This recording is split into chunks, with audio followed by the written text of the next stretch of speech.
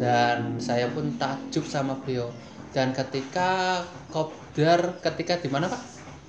Daerah mana Pak? Daerah Bawang.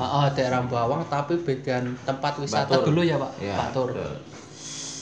Dia itu kan padahal jalannya itu menanjak, tapi yang saya salutin beliau sampai sana lagi.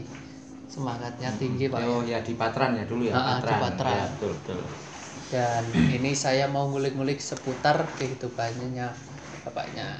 Dan amit sewu Pak, bukannya gimana biar mana kok kakinya bapak itu.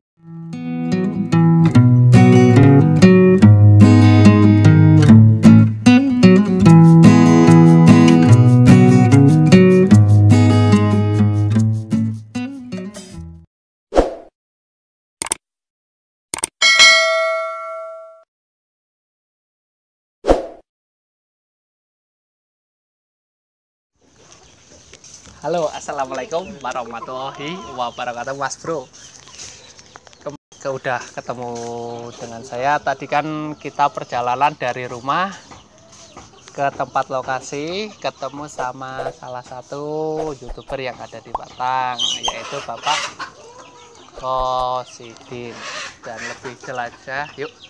Ini nih, rumahnya ini udah sampai di rumah. Yuk, kita gerbek langsung ke rumahnya. Nggak usah pakai lama. Ayo. Yuk.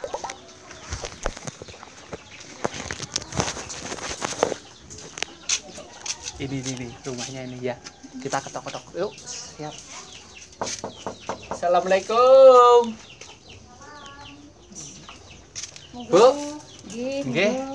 Bapake wonten? Wonten. Nggih, pundi? Oh, nembe wonten tamu. Oh, nggih, alhamdulillah. Pak, Lagi ngopi-ngopi.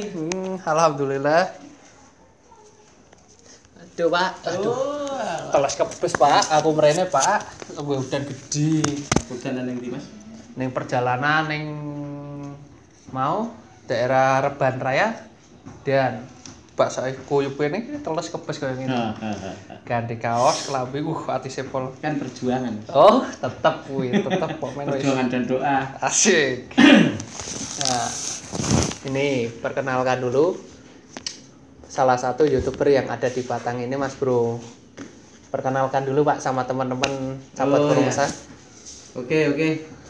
Perkenalkan, nama saya Hosiin ya, Pak Hosiin dari Desa Sukomangli, Kecamatan Lebat, Kabupaten Batang. Jadi namanya apa? Di Facebook itu kan ada Hosiin Sukomangli. Lah itulah Sukomangli ya di sini ini. Desanya ini. Desanya ini Sukomangli ya. Kalau channelnya YouTube ya Hosiin Channel. Beres. Saya kenal sama beliau itu ketika kita kopdar bersama ya Pak. Oh ya. Jadi kopdar, jadinya pertama nggak tahu, jadi tahu. Dan saya mau tanya-tanya seputar kehidupan sehari-harinya Bapak. Perkenalan dulu, udah perkenalan. Pekerjaan sehari-harinya Bapak? Oh, saya bekerja di koperasi Mas, di koperasi. BMT Muamalah Limbung. Kebetulan di bagian sosialnya Mas. Keren. Dan saya yang bikin saya gimana ya, kayak punya kebatasan kayak gitu, tapi semangatnya itu tingginya dalam segi naik kendaraan Mas Bro. Tadi kan kita udah ketemuan ngobrol, sharing pas ketika di perjalanan itu hujan Pak, hujan. Dan saya kan bawa helm motor kayak gitu, tapi kecepatannya beliau itu lebih cepat dari saya. Dan saya pun takjub sama beliau. Dan ketika kopdar, ketika di mana Pak? Daerah mana Pak? Daerah Bawang. Daerah Bawang, tapi bagian tempat wisata Batur. dulu ya Pak. Ya, Batur. betul. Dia itu kan padahal jalannya itu menanjak, tapi yang saya salutin beliau sampai sana lagi. Semangatnya tinggi Pak. Oh ya, di Patran ya dulu ya. Di Patran. Ya, betul. Dan ini saya mau ngulik-ngulik seputar kehidupannya bapaknya. Dan amit sewu Pak, bukannya gimana biar mana kok kakinya bapak itu nggak ada satu ceritanya gimana Pak? Ya. Itu kalau diceritain semua panjang ya. Nggak Cuma usah semuanya ya. singkat. Cerita begini, dulu saya seorang sopir di Jakarta dan apa namanya jadi sales juga. Saking semangatnya kerja itu memang saya ya sampai kecapean juga sih ya. Ngangkatin barang sendiri, nurunin barang sendiri itu sampai terjadi segitunya. Terus akhirnya itu kecelakaan. Saya waktu itu ngantuk tuh. Itu kecelakaan nabrak atau luar batas gimana, Pak? Ya saya ngantuk terus nabrak trotoar, oleng ke sebelah kanan terus ditabrak oleh tronton Di belakangnya. tronton yang kontainer panjang itu. Berarti posisi kakinya Bapak kejepit sama Ya, bodi yang di depan kejepit itu. bawah ya, kejepit dari bawah nih. Yes. Pertama kali Bapak Amit Sewu punya kaki satu itu gimana rasanya? Dulu itu ya rasanya hampir apa ya Mas? Ya pernah stres juga ya, frustasi stres juga sih. Ya pokoknya pedih kan kalau diingatkan waktu dulu itu ya. Banyak ada juga orang yang mengatakan ya yang enggak itulah. Pokoknya karena saya kakinya satu kan Kebatasan mental itu. udah saya kamu ngemis aja gitu kan. Ada juga yang begitu ya. Kan udah kamu ntar di lampu merah aja nongkrong. Tapi kan saya Nggak punya pikiran pikiran seperti itu. Pikiran saya bagaimana besok bisa kerja gitu kan. Yang penting bisa usaha apa aja. Tuh. Oke. Bisa masuk ke koperasi. Kok bisanya masuk koperasi? Pertama wah itu ya panjang juga itu ya. Persingkat aja ya. Iya. Panjang juga itu. Saya udah waktu pas kecelakaan udah sembuh, saya kerja lagi di Jakarta selama 4 tahun ya. Itu kondisi udah kayak Kondisi gitu. seperti ini, saya masih kerja di Jakarta dipanggil bosnya lagi. Alhamdulillah saya kerja di sana ya, ngawasi anak-anak aja yang kerja. Terus setelah itu saya punya pemikiran juga, punya cita-cita juga, pingin punya yayasan sendiri juga pingin dulu itu untuk disabilitas. Saya punya rencana itu udah dari Jakarta mau bikin roda 3 supaya saya bisa bekerja lagi dan bisa usaha dagang apapun.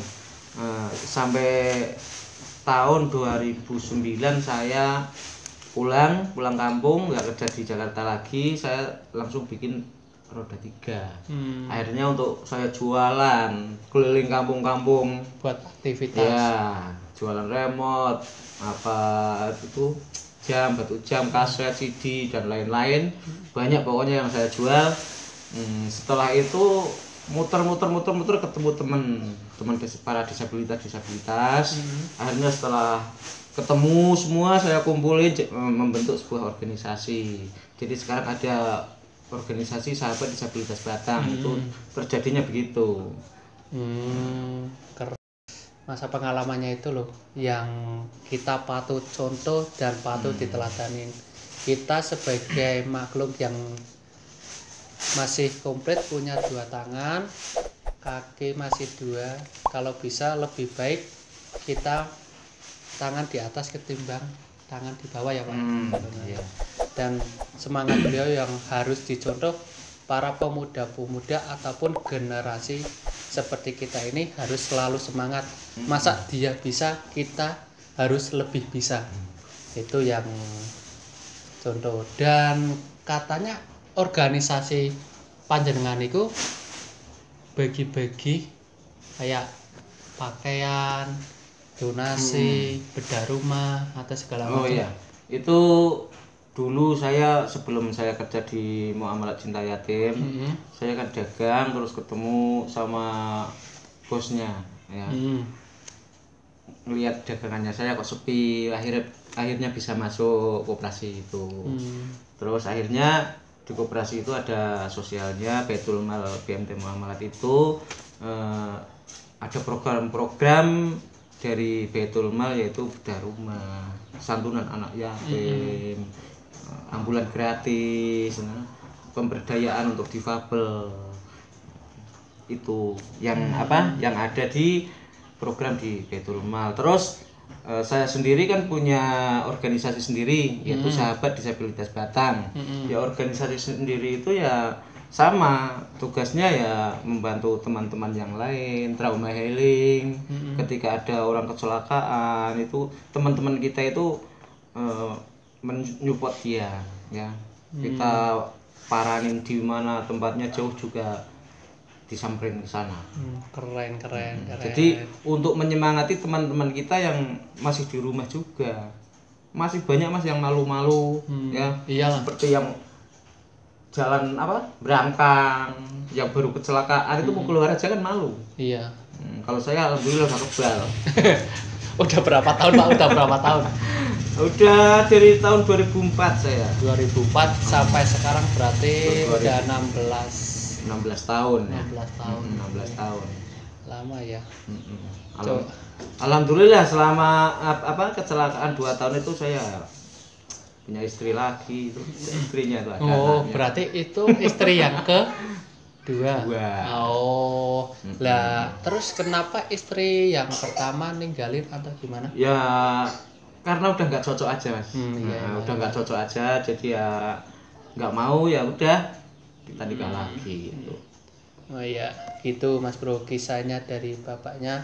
Dan kita mau lihat-lihat review juga barang yang dibagiin sama ya kemarin di mana Pak? Kemarin ada di masih di layak pembagian di Wonobodro, pembagian di daerah Pegunungan Pagilaran, di sana daerah pegunungan nganternya. Ayo kita mau lihat atau ini tumpuk-tumpuknya banyak Mas Bro. Ini Pak, coba buat teman-teman yang nggak tahu baju ini. Ya, ini bukan baju baru ya. Ini bukan baru, ini adalah baju layak pakai yang dikasih sama para dermawan ya, para orang-orang yang mempunyai baju bekas layak pakai tapi nggak pernah dipakai. Nah, dikasihkan ke Muamalat Cinta Yatim. Nanti baju ini kalau masih karungan itu ya masih disortir lagi, masih dicuci lagi, digosok, dipackingin lagi sampai akhirnya jadinya begini. Ini nanti disedekahkan ya kepada para duafa, para anak-anak yatim yang membutuhkan ya. Tapi alhamdulillah ya responnya bagus juga untuk masyarakat yang membutuhkan. Berarti itu baju-bajunya seperti yang layak pakai itu contohnya seperti gimana Pak? Contohnya intinya baju yang layak pakai itu ya masih belum ada sobek, belum ada kotoran yang banyak gitu loh. Intinya masih pantas dipakai gitu. Gitu. Makanya buat teman-teman yang mau punya di rumah baju yang nggak kepake ataupun udah nggak keurus atau udah nggak muat di badan kita ataupun saudara-saudara kita ayo sumbangin dari bapaknya ke mana Pak? Ke Yayasan Muamalat Cinta Yatim Indonesia. Facebooknya sama Facebooknya Muamalat Cinta Yatim. Ya udah itu Facebooknya. Kalau mau tanya-tanya seputar bapaknya atau Pak saya mau ada pakaian ataupun donasi rezeki uang lebih ya Pak itu banyak kayak gitu. Kontak aja bapaknya. Kalau bisa saya kasih nomor di bawah deskripsi di bawah ini. Udah ya Pak? Udah oke. Ayo kita udah. ngopi dulu ya. Oke siap. Ya, ngopi. Dan ini nih apa mau promosi? Jangan lupa subscribe Kosiin channel ya. Kosiin channel. Jangan lupa juga dan like juga, subscribe dan share video saya Cabat Prosa dan nantikan video berikutnya. Assalamualaikum warahmatullahi wabarakatuh. Waalaikumsalam warahmatullahi wabarakatuh.